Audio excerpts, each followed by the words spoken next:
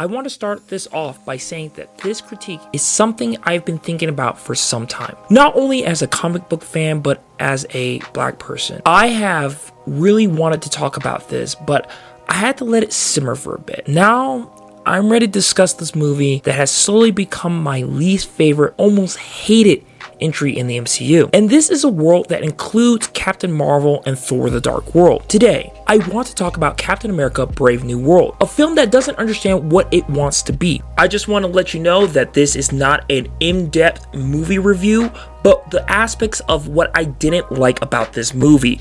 This is not an in-depth movie review once again. It is just me talking about what I didn't like about this movie and what bothered me to make this movie my least favorite MCU movie of all time. I also want to be clear, there will be spoilers.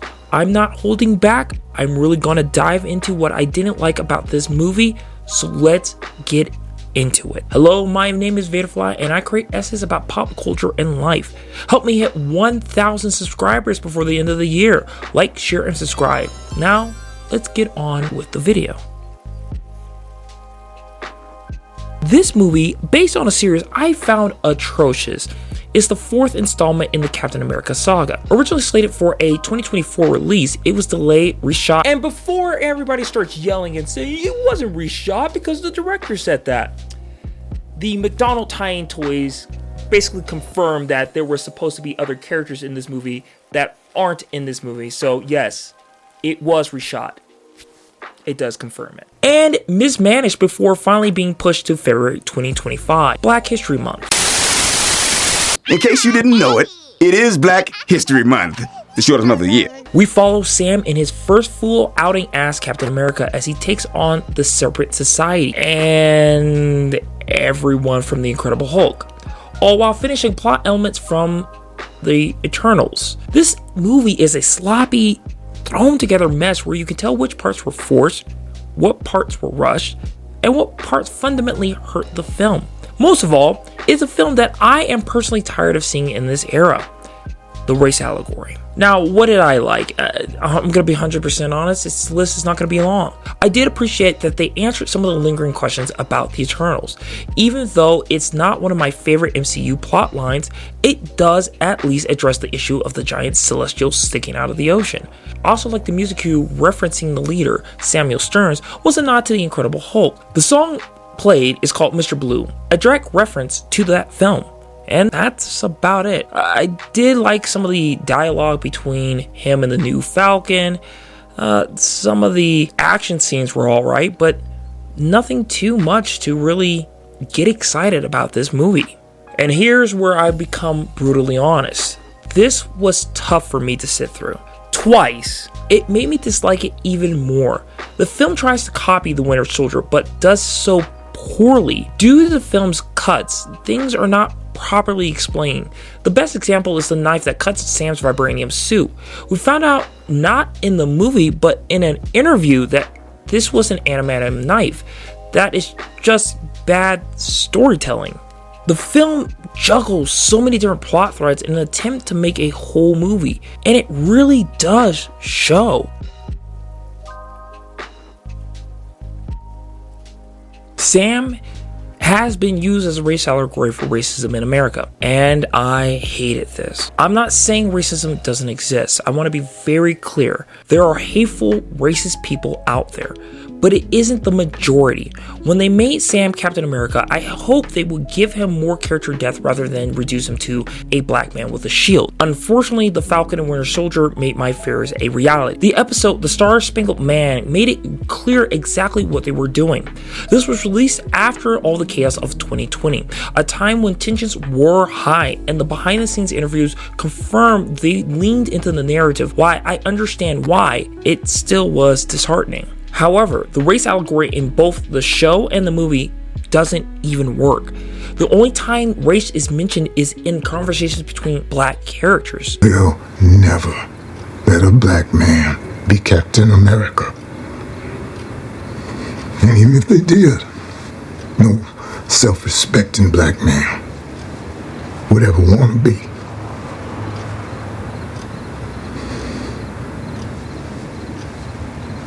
The person who tells Sam he can't be Captain America isn't a white man.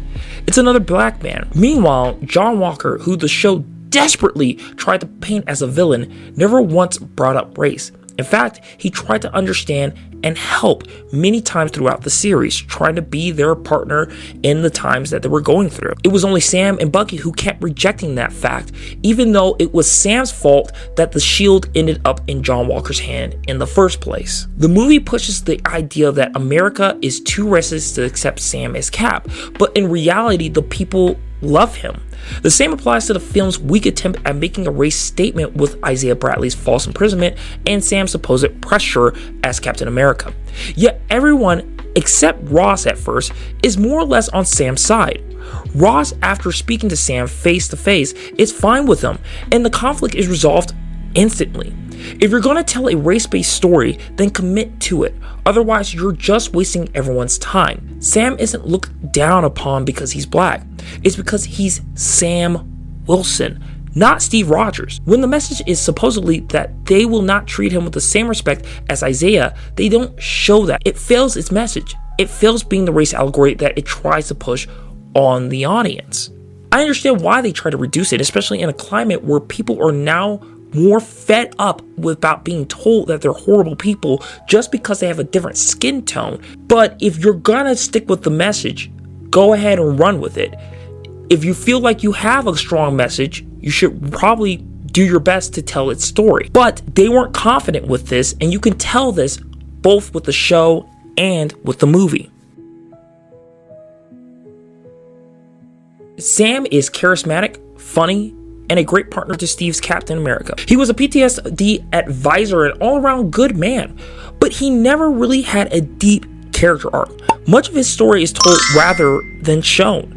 For example, when Sam talks about the fallen partner, Riley, who was shot down, we never actually see that experience.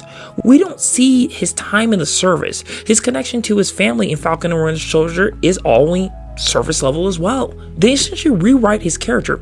Sam is no longer this charismatic character like he was with Falcon. And what I mean by that is he had this kind of aura and energy of just being fun and having a good time. Now he acts more or less like Steve, just has to be always stern and focused and everything else. Remember when I talked about the traumatic event of losing Riley to enemy fire?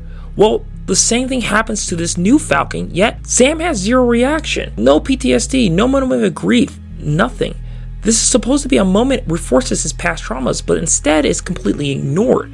Instead, we're given some sad sob story about Steve and Bucky with the super serum that was undercut with a joke. This is a moment where they could have really dogged into something where he didn't want a partner because he was so afraid of losing his partner like he did with Riley or Steve, for an example. You could have really focused on this growth of the captain, but yet they don't do that.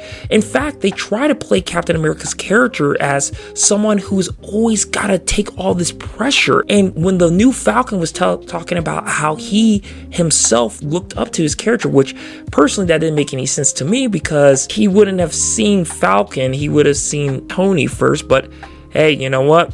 The MCU's timeline is so out of whack, it's crazy. It just leaves you kind of scratching your head.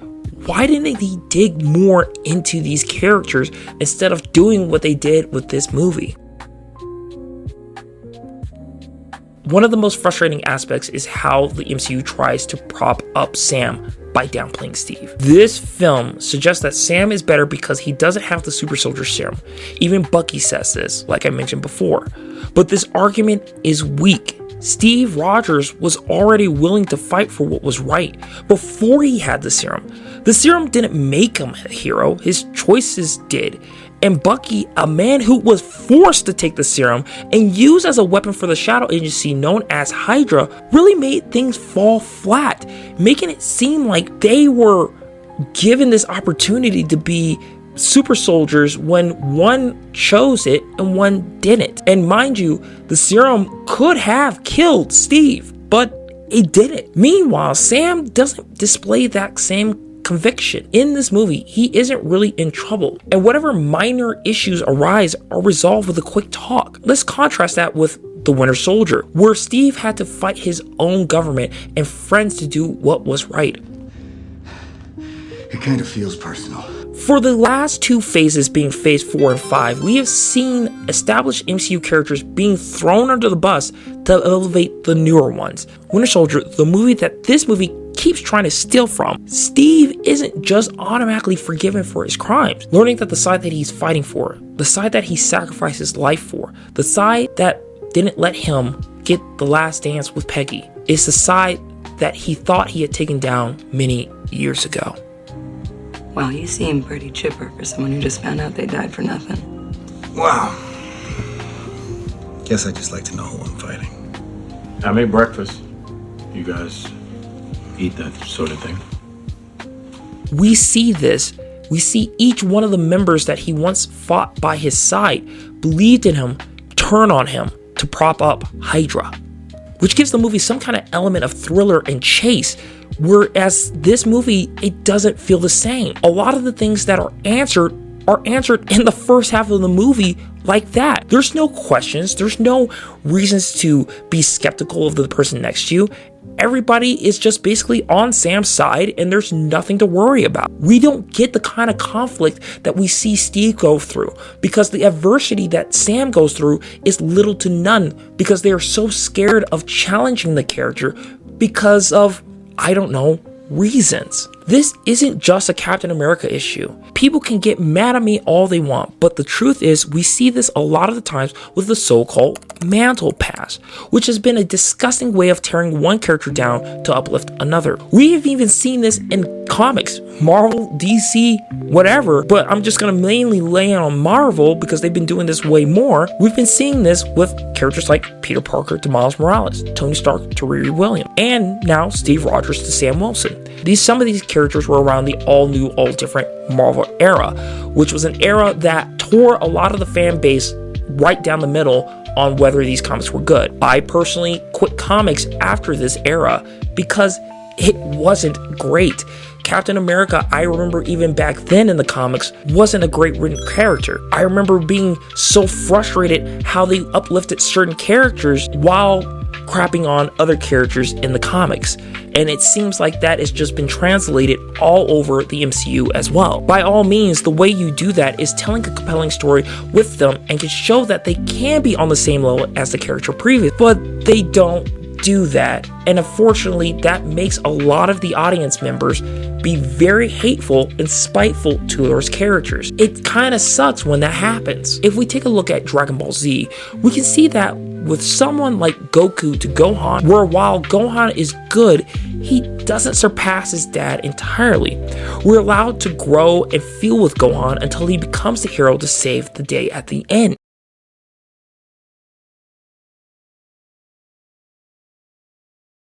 The biggest issue with this movie and the Falcon and the Winter Soldier is the race allegory doesn't work. If the film wanted to show that America wouldn't accept a black Captain America, it should have shown actual resistance, but it doesn't. Sam's struggles are not due to racism, but his lack of action, and because he's not Steve Rogers. The film embodies everything I hate about modern black representation in media. Instead of giving us original black heroes, Hollywood keeps race swapping and pushing trauma narratives.